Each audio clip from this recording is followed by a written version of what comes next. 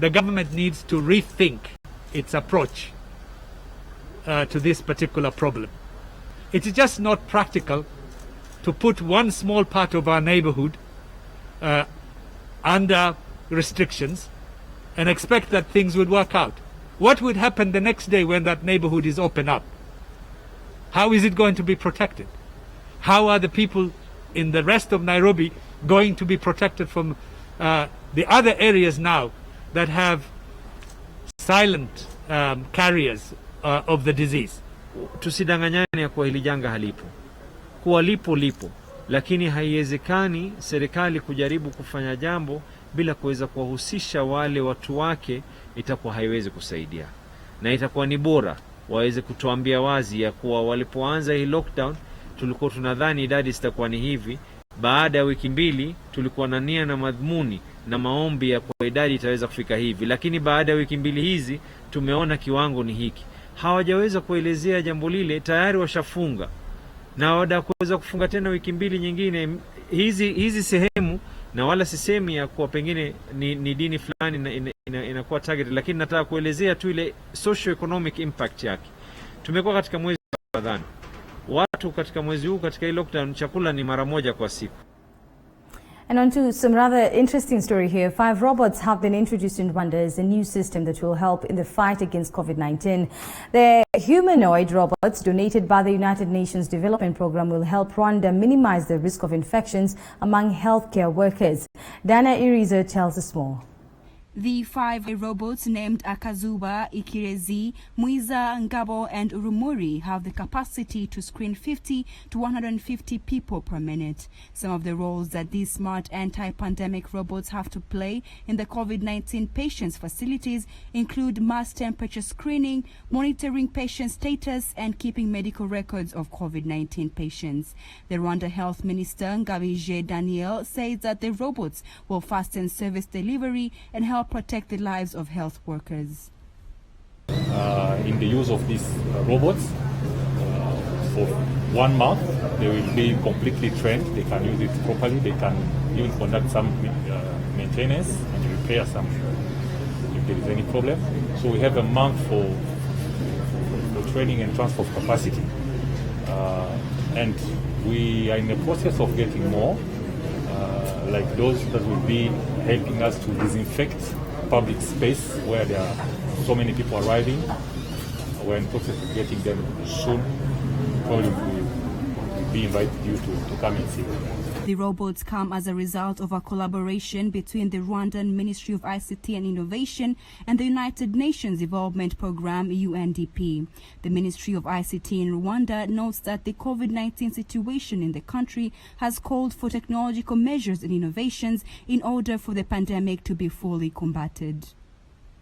The agreement that we have the government of Rwanda through the Ministry of ICT and Innovation that we have with the UNDP family, and Ngabo, Rumuri, Kazuba, Ikizere, as well as Niza are part of the other initiatives that UNDP Rwanda has helped us. I think you're all very aware that once we were faced with this pandemic, we started some social protection programs around distribution of food. And UNDP, was quick to support us with building a system that allows for this food distribution effort to be, seamless and easily monitored and managed. Recognize the leadership role played by the Ministry of ICT, and I really want to commend the vision of the Honourable Minister, Minister Paula Ngabere. She spoke with me early on in this process and outlined the idea that her ministry and the government had to use these robots in the fight against COVID-19. Minister, I'm very proud that today our partnership has helped to realize that vision that you and your government had. So far, Rwanda has a record of 308 coronavirus cases with 0 deaths and 209 recoveries. The country has been able to carry out over 52,300 tests in the past 3 months. Diana Iriza, Kigali, Rwanda. I'm an anti-epidemic robot from the UNDP Rwanda family. I am ready to start my new job here at the treatment center and other AP centers with my 4 other siblings. A very interesting story there. Thank you so much, Dana Iriza, for that story. Well, the Morning Cafe will take a short break right now. When we return, we take a look at stories making headlines, take a look at different stories in an in-depth manner, and we'll be having an analyst in studio to take us through those stories.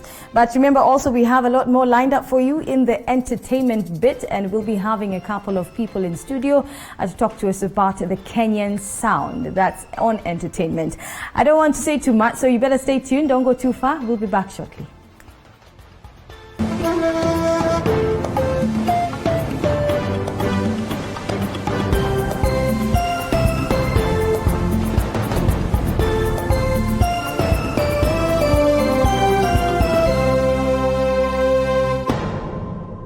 Nzima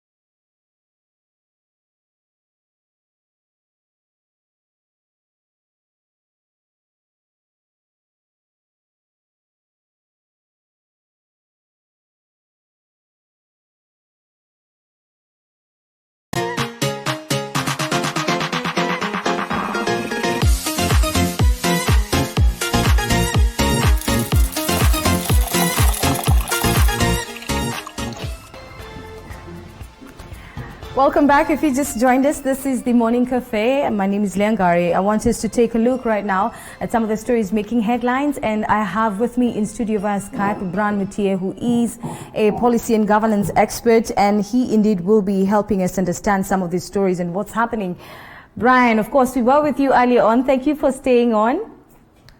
Sure. Thank you, Leah. I'm still here. Well, I want us to look at the political scene. Let's begin there. Rift Valley elders on Jubilee, the rifts in Jubilee, and we're seeing here the Rift Valley elders calling for talks between Uhuru and DP. Let's not forget also that it's believed that they had earlier on hinted that Mount Kenya residents should not be forced to vote for Ruto in 2022. So what's happening right now with these calls? What are we seeing? Well, it's a democracy, and democracy sometimes is expensive, must say. And because it's a game of politics, of course, all must be ready to play if they intend to do so. When you look at the happenings at the Rift, of course, there is a lot of rift, indeed, because all is not as close as it was prior to 2013 elections and prior to 2017 elections, because there is a perceived severe relationship between one Uhuru and one running mate, DP Ruto. And this is because of the alignments that have come, of course, of late after the handshake. And most of the supporters of the DP are putting the blame more squarely on one person, one Raila Odinga Baba, whom they are saying that or accusing of having come to break the House of Jubilee, which was solid and intact before he came in. But that's not true, because this is politics, and the politics is a game of interests, and it all depends on where you feel that your interests are going to be, catered adequately in the near future. And going by the trend of the Rift, of course, the bickering is very loud, and we can all hear this. It's because they feel or they perceive that there is a pact that has been broken between Uhuru and the Ruto, because you can remember, Leah, some time ago when the president was saying it's my 10 and 10 for DP. And the people at the Rift are wondering what actually happened, that it's no longer business as usual. It's no longer another 10 for DP Ruto. And therefore they have to ask these questions. And these questions have to be answered at the ballot come 2022. But again, we are also staring at a situation where we have some unprecedented happenings coming in place. Of course, the other day you saw a gazettement of something to do with a plebiscite or a referendum. And these of course, begs the question whether we are prepared to have the referendum. And when we have the referendum, what structure of government is coming in place, and where does that put the one person of Uhuru, Muigai Kenyatta, as far as the leadership formation is concerned? And therefore, with that question... Continue, Brian. You were saying something. Yeah, with that question, of course, people have to ask themselves, if Uhuru will also be at the ballot, perhaps with a new formation of government, where does that leave one person of DP Ruto? And therefore, these questions have to be answered. And before the answer comes, of course, there has to be that antagonism, there has to be that friction, and there has to be that near alignments and the misunderstandings. And some people have to move from one camp to the other, and others have to stick to, to maintain status quo. As you talk about the fact that some have to move from one position to another, some of them have to be removed from their current positions. Before we go too far in this discussion, Brian, I would like to hear from you. You've mentioned the referendum. What do you think the referendum will bear later as fruit in terms of the government structure? Referendum, first of all, is a costly affair, I must admit. And before even the referendum comes in place, of course, we have some other housekeeping issues to do with. First of all, you remember last week, of course, IBC came in the forefront to say that it's not so sure about the 2017 election, and so on and so on. And again, when you look at the composition of IBC itself as an institution mandated by law to conduct elections, of course, again, it's also a house which, to me, it's leaking. And therefore, we have to address these issues holistically. First of all, we do not have a concrete body, solid body to conduct a plebiscite. Secondly, the cash all the money perhaps has been allocated, majority of the money funds from the Exchequer has been reallocated to COVID-19 pandemic mitigation measures. Again, the economy is battered seriously. And again, now talking about a plebiscite or referendum, again, that begs the question, are we ready as a country to do this? I'll tell you for sure, putting this country into an electioneering mode, again, is going to be costly because all the attention and priority has to go back to matters of politics, matters of campaigns, and so on and so on. So to me as a person, I will tell you for sure or for free that this country is not ready for referendum. But if it comes on, or it's brought about through maybe whatever mechanism is going to be brought, I'm afraid to say that it will leave this country disenfranchised, and besides that, it is going to leave the economy more battered than before. And you know, for the elders here, their main concern was the fact, well, according to this particular story and the reports we're getting, the concern is basically around the Cold War between the two leaders, that's Uhuru and Ruto, and their concern is basically directed towards the fact that they feel this is not the time to be having such politics in the country. As you've said as well, that you feel perhaps the focus should not be on politics right now, but entirely on coronavirus and fighting and mitigating the effects of COVID-19 in the country. But this particular, sentiment that you have that also has been echoed by the Rift Valley elders, we want to look now at the fact that they're calling for talks between the two leaders. Do you think there will be a possibility of these talks taking place? Well, anything in politics is possible there, and I'm not ruling out completely any potential talks between the two leaders, or any political, mess can be amended or can be rectified, because nobody actually thinks it's true that when Raila and Uhuru are on the same political bed. Nobody thought that Kalonzo Musyoka would work with Raila. I remember that Kalonzo was the punching bag during Kibaki's reign, when there was the Nusumkeka government. Nobody thought, these people could work together, but today they're on the same political bed, sharing ideas and moving the political will together. And therefore in politics, there are no permanent enemies, but just a permanent interest that normally bring together these sections of leaders. So to me, Uhuru reaching out to Ruto, or Ruto maybe, reaching out to Uhuru to amend differences, I think to me is something that's potentially possible. But again, going by the trend right now, I think maybe President Uhuru has a card which is a bit hidden, and maybe we are not able to read it enough in terms of his next move. And going by the trend of the rift, of course, the bickering being so loud, I'm afraid to say maybe we are reading too much of politics or not, because we still have time to, move off to form coalitions of like-minded people. The entry of KANU, of course, and maybe Chama Shinani, and maybe Wiper, and ODM, and also possibly Musalia Mudavadi's URP into, a possible coalition with the Jubilee, Uhuru's Jubilee section, not Ruto's section. Mm-hmm.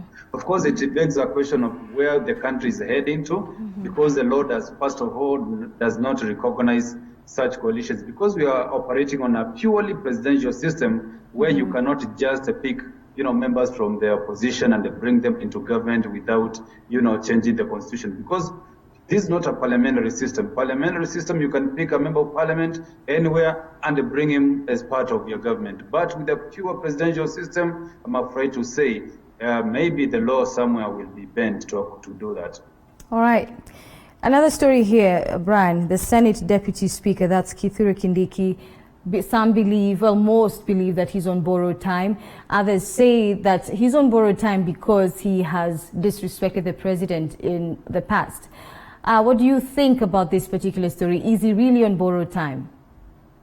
Absolutely. I think it's game up for him because the writings are on the wall that his time is due actually has come to end, to an end, or to a cropper for that matter.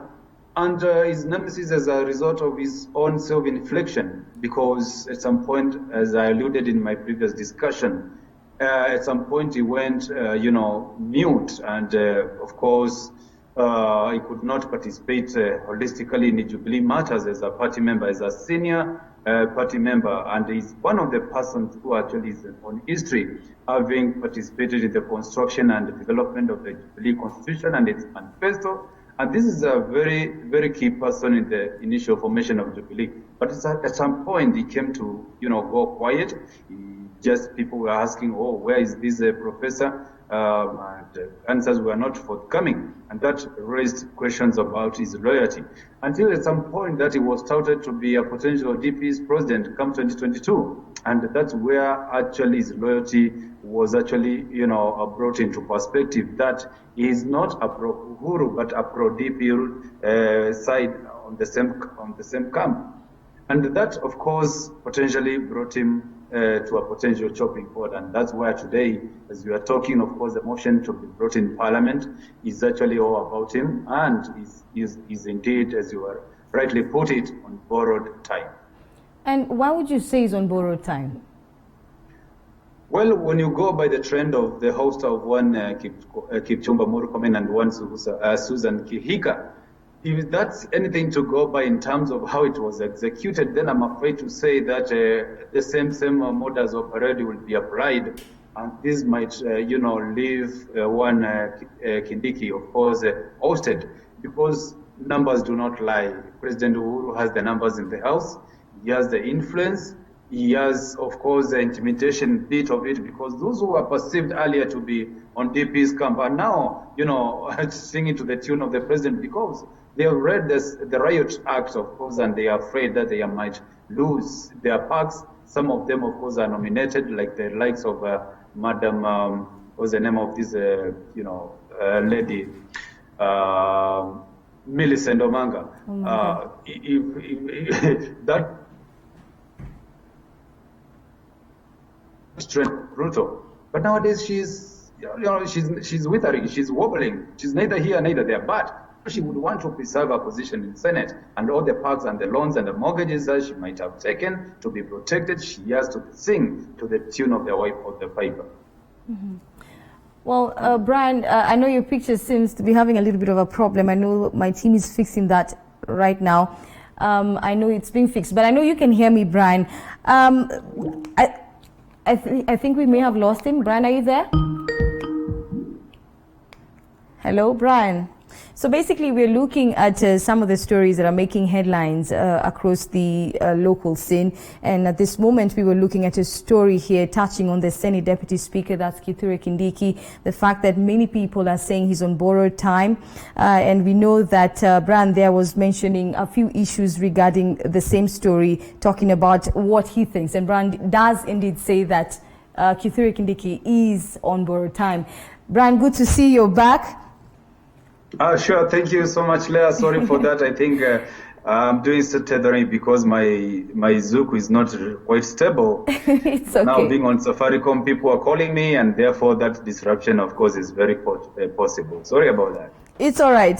Brian, one would question, like, how did Kindiki end up where he is, on that chopping board, as many call it?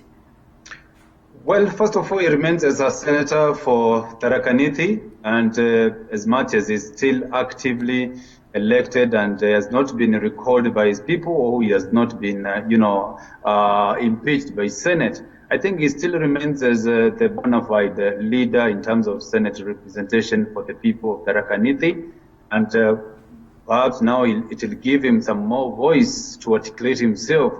Some of the Jubilee, followers or members of Jubilee in the House, both the lower and the upper house, of course, most of them are not able to express themselves enough because of fear of what is obvious, because they do not want to be seen to be playing to the tune of the maybe or being disloyal or so on and so on. So to me, I think we'll see more repackaged Kindiki after his holster.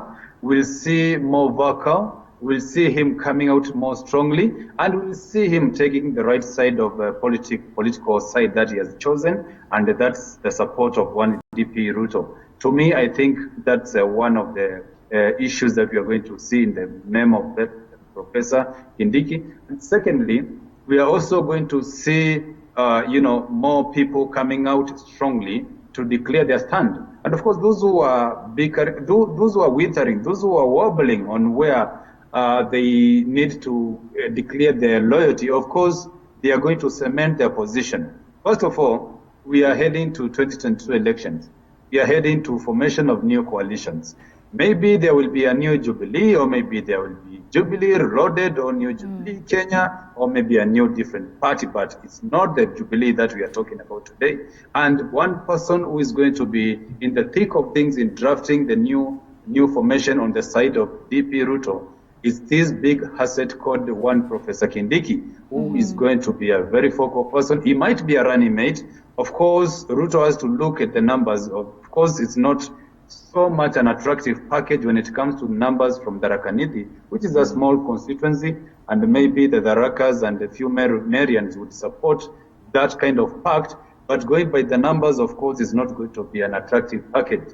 The DP, if we were to marshal good support in terms of a potential running mate who would bring good results for him, I think he has to look maybe in the sides of Western, maybe Ukambani, Coach Kalonzo Musyoka, or maybe Mudavadi.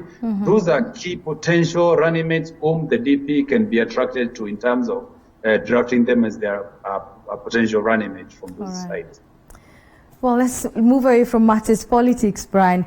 When we look at COVID-19 in the country, we've seen very many, cases coming up, very many questions about how the dead are handled in terms of burial rites. Some people also are used to, carrying out certain traditions on the dead. And this is probably not even possible at all, because the Ministry of Health says that the health officials should be the ones handling the dead bodies. But the concern here is from people who are losing their loved ones. What do you make of the way dead bodies are being handled? First of all, we are Africans and we have some cultural affiliations in terms of the way we expose or we handle our dead bodies, because we still attach a lot of, we still have a lot of connection with the dead or the departed souls. And this being culturally, intricated or part of the intertwining of our cultural affiliation as a state or as a country or as a continent, I'm sure that the way we treat our dead bodies is not the way other countries do. And therefore, this being a new pandemic, of course, it still resonates well with the past history of this country or this continent or even globally. When the first cases or first initial stages of HIV was an issue, even dead bodies were handled just the way you saw COVID-19, dead bodies being handled, being wrapped in nylon polythene papers and so on and so on, and nobody would want to dare touch or come close, carelessly touch, the whole wrapping. The same is also what we are seeing graphically everywhere, being exposed to the way dead bodies are being exposed or being handled. I saw the brother, may he rip in peace, the brother to one Moses Wetangula, the senator for Bungoma, for Kakamega, I don't know, I'm not sure. Anyway, it's a mix up there. So to me, I think we are still on the stigmatization process, where we need to debunk some of these myths that surround the issue of COVID-19. What is the right way to actually handle these bodies? Is this disease actually transmittable through, this kind of contact? And how, again, do we need to expose the dead ones? Do we really need to rush, or do we really need to just take the normal precautions but without the rushy bit of it? Because the way the dead are being exposed right now, I think they are not going to rip in peace, to me, sorry to say.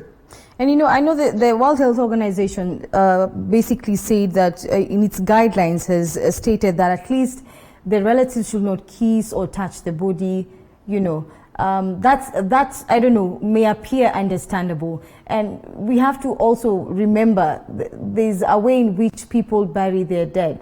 How do we make this possible for them so that even we give our last respects to the dead, and the ones who are left behind feel, there's an actual closure to letting them go? Because I think the concern here is basically the manner in which both sides are being handled, those who have just passed on and the ones who are being left behind. Sure, it's painful indeed. Of course, no one would celebrate or would be happy with that departed soul or being left behind by a loved one. But again, we have seen in other countries where the dead, of course, are exposed in a mass burial sort of, approach, where the government will take the initiative of burying their people. Others are also applying the so-called cremation because they believe that the disease should not actually find itself. The pathogens are going to survive at some point.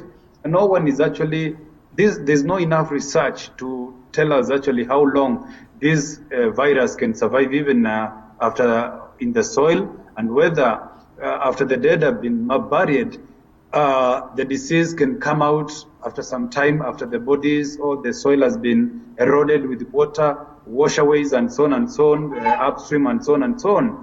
And this actually leaves so many unanswered questions whether cremation should be the best way forward.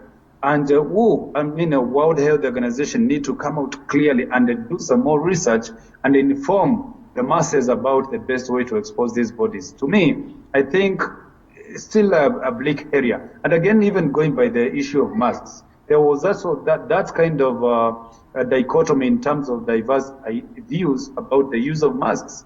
Who still maintains that you do not need to wear masks? Other scientists are believing that masks are enough to protect and mitigate the effects of the spread of this COVID-19. So it is still a gray area, and as much as we progress towards understanding much about this disease, I think there will be a lot of myths, there will be a lot of misunderstandings and wrong ideas being floated, and others being a right one being floated, and so on and so on. And therefore, this being a progressive area of research, to me, I think time will tell. And a greater concern, if we just branch this particular topic a bit further, some people being buried at night. For some, they believe being buried at night is synonymous with being buried like a thief. And yes, those are some of the concerns, and some people feel that everybody's entitled to a decent burial, and families have a right to mourn. So how do we consider everyone, even as much as we're trying to protect the families being left behind and every other person around them? I think that there's no any scientifically backed decision to bury someone at night. There's no whatever scientific evidence is there. I don't think it really plays well. But what I know is this might have some cultural sort of affiliations, some cultural overbearings, maybe in some communities, because where I come from, of course, I've never heard anybody being buried at night, or being buried at night has anything to do with maybe cleansing the soul of this person, or maybe cleansing the curse attached to this person, and so on and so on. So to me, I think it's unfortunate that we are still, during this 21st century, applying some of these myths, which perhaps have no scientific overbearing or connection whatsoever. And therefore, World Health Organization need to come out strongly and carry out a mass sensitization about debunking some of these myths which have no place in our modern society such as Kenya. All right. Well, Brian, let's take a look at something on a lighter note, though. Talking about winners quit, there is a new study that was done by a gentleman known as Stephen Levitt, who's an economist. And in his study, dubbed the Review of Economic Studies, he basically says, after doing a study, Brian, that he found that sometimes it's better to quit than maintain a status quo. Have you ever found yourself quitting at any point and decided, I'm not going to maintain the status quo? Well, it all depends on the mitigation measure that I do want to apply, and it's also contextual. It all depends on the circumstances. Sometimes you might feel like you are giving up too early, and it's the high time to press the acceleration button further. Sometimes you may think that you need to take a retreat to save maybe another situation. So it depends on the situation. It's all contextual based. And to me, I think that scientists need to know that it's not all situations. It's not a one shoe fitting all situations or fit, and so on and so on. Let me tell you a little bit more about this story. So there's this website that this gentleman, Stephen, created, where volunteers were invited to choose major life decisions that they've had to make. Talk about, should I propose? Another question here is, should I adopt? I mean, looking at now the responses from most of these people who participated in the research, Levit, basically like what you're saying, he says sometimes even in very major life decisions you may choose to quit. But I want to know from you, Bran, have you ever quit a couple of decisions? In a couple of cases, rather. Of course, this is obvious that some point when you feel that you are putting so much pressure on the pedal, sometimes you have to release it a little bit and take maybe a different twist or different approach, and maybe the results sometimes might be quite different. Sometimes pushing the pedal a little bit, hard might also be to the detriment of yourself. So sometimes you find yourself quitting to give a new approach. Maybe sometimes you say, maybe it was not meant to be. And maybe, we have something we call a predestined. Have you heard about the concept of predestination? Where we say that our fate is already sealed before even we are born. So sometimes we may console ourselves and say, maybe let me quit because it was not meant to be. Talk about relationships. Anyway, today you've also become a relationship expert, huh? Maybe someone. Well, Brian, thank you so much for making time. It's always a pleasure. Sure. Thank you so much, and keep safe, observe the rules, and be safe. You too, Brian. Yes. Bye. Thank you, bye. Brian Mtiye there, just talking to us about different stories that he's been shedding light on. This basically has been a look at some of the stories making headlines. I want us to take a short break. When we return, Mendy Mariam will be with her guests in studio talking about the sound of Kenyan. I don't know what to call it, but tuseme sound ya Kenya or the Kenyan sound, because I mean, many people out there know that countries like Tanzania have bongo. We have also South Africa that has Kwaito.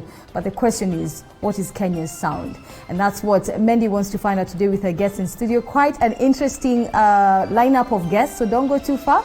She'll be with you after this short break. Stay tuned.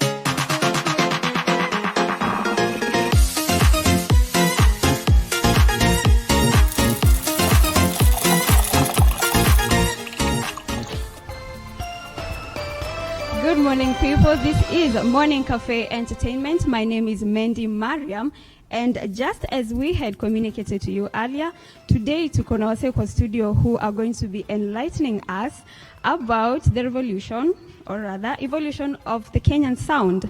So on set with me today I have Benzima. Hi Benzima. Hi, how are you? Poa sana. It's good to see you. Nimekutafuta.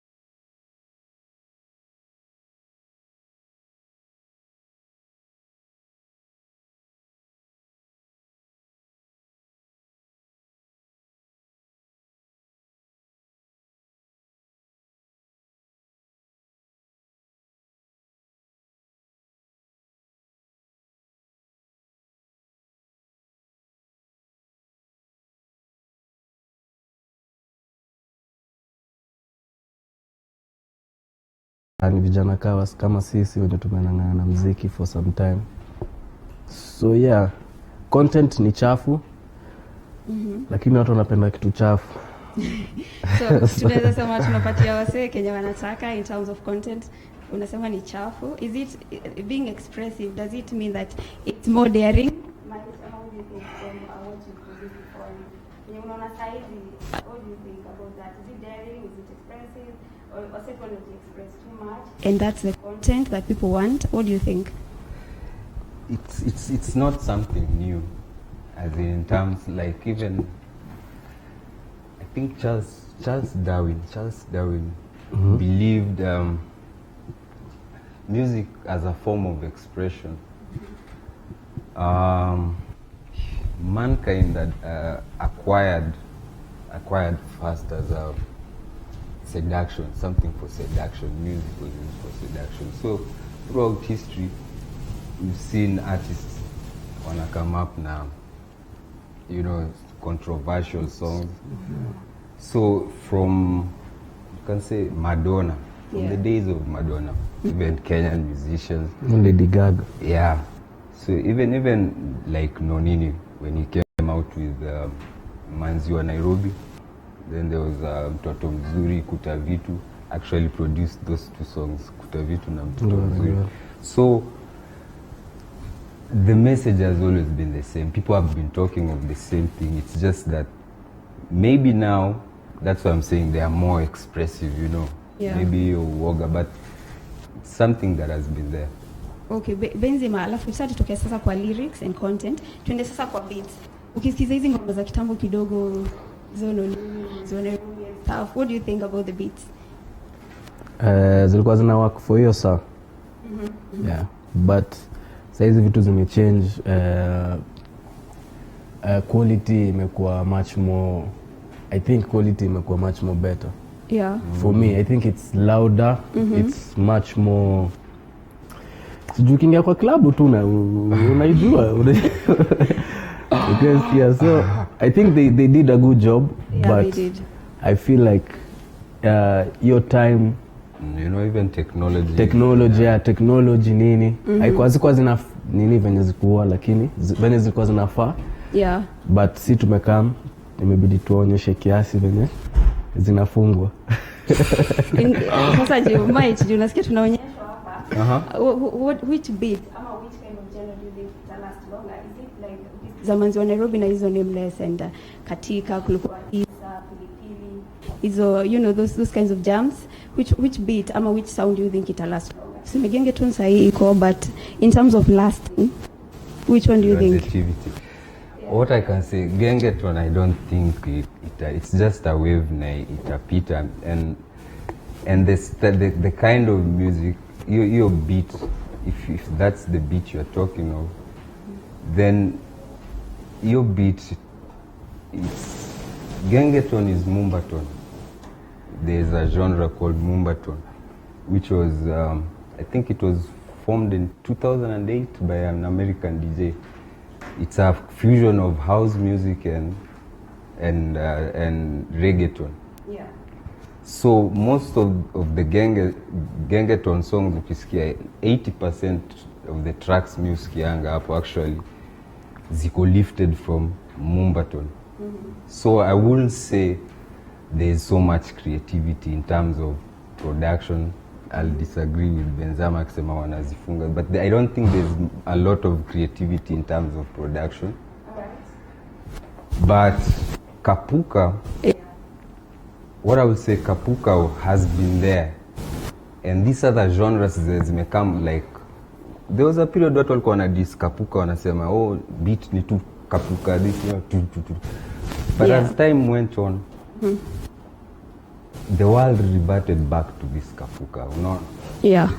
Tukisikia Mumbaton, it has elements of this Kapuka. So Gengeton as a genre, I don't think if I can call it a genre, but it's a wave that I strongly believe it will just pass, just for the moment. Bado kuna hiyo argument, Benzima. Do you agree? Because I think times are changing. Mimi naweza sema tu kama msanii wewe kwa mjanja do muziki yako usurvive. Hiyo tu naweza sema. Mimi na do tu muziki, si do Gengeton or anything. So jipange kama msanii, ikikufa ukwe ready ku resurrect. Hivyo ndio naweza sema. Gengeton ni lifestyle. Ni lifestyle. Si beat, si beats, si lyrics, ni lifestyle tu. And for information, sinjo tulikam na hiyo jina by the back tukitoa Luta in 2019, I think last year. Yeah, so mjue tu hivyo yani. Yeah. Lakini Maichu ukisema Gengeton itaisha and it won't last as much, lakini hizo zingine zimeisha, like I don't know who listens to them. Asiko sure kama watu bado wanazisikiza hadi sahi. What do you say about that? Because saizi I think it's just a evolution that a bit inakuja, watu wanaipick and stuff like that. Yeah. A song like We Are The World, yes, it has longevity. Even if you listen to it now, you might not, as in it won't hype you up that much, but you won't be like, this song nimeisikia imenibo. That's a beautiful piece of music with longevity. But this is zingine, you know, there are some songs zita play this week, next week, the following week ukitry kusikia. But sidhani saizi unaweza pata ngoma enye iko na longevity. Sai internet imeharibu kila kitu. That's why I was saying creativity imeenda nini. Everything has a span, unaona. Even the gengeton artists, I think venye anasema it's a lifestyle.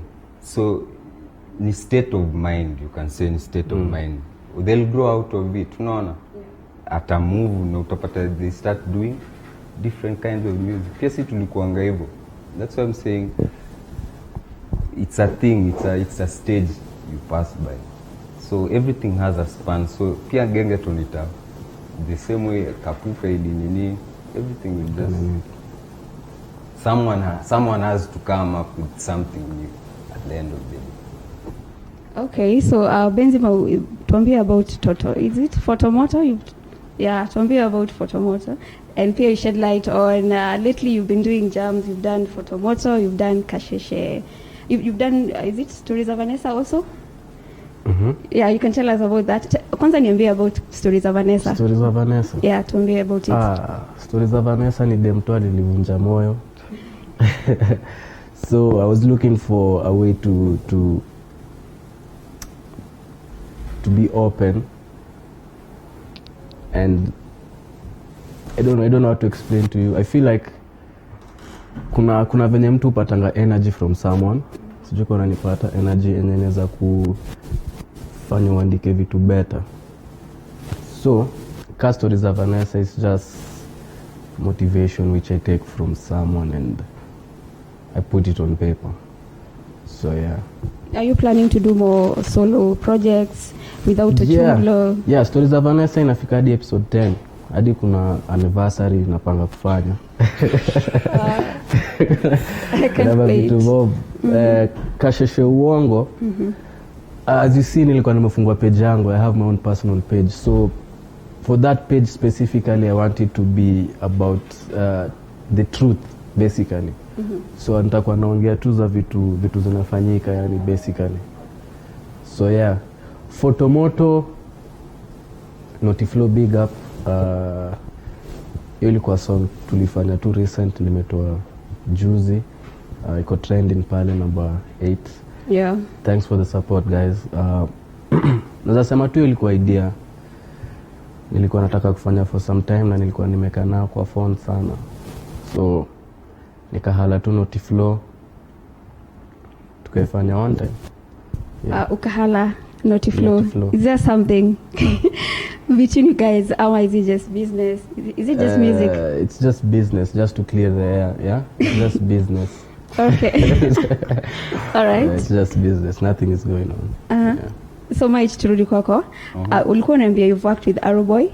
Yeah. At least that's a sound that sisi wote tuko familiar now. It's a bit new. Which other artists have you worked with apart from, Arrow Boy? And do you have any projects with these new artists, this gengeton sound and the new artists? We are doing a project. Yeah. We spoke about it just before we came. You already are? Yeah. All right. So, the projects we are working on at the moment, there's an artist I'm working with. He's new school, but I wouldn't say he's a gengeton artist. Called African Shaba. I'm doing an album, actually, a compilation album featuring artists from mostly the countries I've worked in.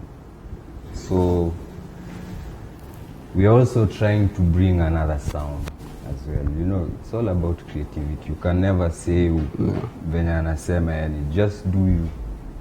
You can't follow a particular sound. There are no limits to creativity. Yeah, so Benzima, are you planning to work on any other projects, maybe apart from Noti or Chunglo? Do you have any other people that you're working with? Yeah. I have a few plans, but this year I plan to work on my brand, basically, mimi solo. So expect a lot of solo projects. And then I come next to Punyeto Nightmares. Watu masturbate. What? Watu masturbate nini na wakujia nini wote. All right, I'll be definitely looking forward to that one. Now, one quick last one, Benzima. Just a random question. What can't you stand in a Chile? In a girl? Yeah, what can't you stand at all in a Chile? Pia wewe utatuambia. Bad breath. Do you have any experience with bad breath, or is it just something you can stand? Kama ameweza sana si unafunika mapua. Lakini for sure bad breath, yeah. Okay, Mike, what can you stand in a Chile? Loudness, being loud, kelele tu mob. She should just be a lady, maintain, just be a Chile, si kelele tu nyingi, yani. Yeah, I can't stand that. Okay, Leah will be joining us as we close the show. So, Leah. Yes, I'm right here. Quite an interesting interview I'm seeing there. But I have a question for Mike Black. Mike Black is a well-known producer. We've seen him do a couple of songs, especially if you could say he's the one who made Reds and what he is. So, Mike Black, it's not the first time you're working on music. We know you're still a music producer. So, in a nutshell, what would you say is the Kenyan sound? That's a difficult question because Kenyan sound, music started in the 50s in Kenya, actually. So we have different, we have Kalenjin sound, we have Gengeton, Kikuyu sound, Gengeton. So we guys don't have any particular sound. But Benzima, do you think Gengeton is the next sound? Like, look at Tanzania, we have Bongo, we have also Kwaito for South Africa. Would you say Gengeton is the next sound, the next Kenyan sound? I think it's already the sound right now. Fantastic. Sure. Well, I know we have to come to an end. Mendy, what do you have for us? I mean, in terms of what you think about what these gentlemen are saying, what would you make of the Kenyan sound? Well, for me, I feel Gengeton, sana. So I think it's just a matter of time unasonga nayo, and it's also about what the audience want to hear. That's what I feel about the whole thing. So if the audience want to hear Gengeton, and before tuende kwanza, another point I forgot, Benzima. Let me just ask you real fast because we're running out of time. What do you think about the Ezekiel Mutua and how he comes at you guys, the artists, with this Gengeton issue and the lyrics? Aendelee kuzibana. Ndio zinashika mo. Ezekiel Mutua. Ban them. Okay. I know we have to come to the end of the show today. Thank you so much, Mendy, Mariam. Yeah, thank you, Leah. And right now is that time when our brand, he's called Le Brand. His name is Kirobi Paul. He's coming up next with some more news. And Morning Cafe does end at this moment. My name is Leah Ngari. Thank you for watching. Indeed, it's always a pleasure to have you join us. Do have a good day and God bless.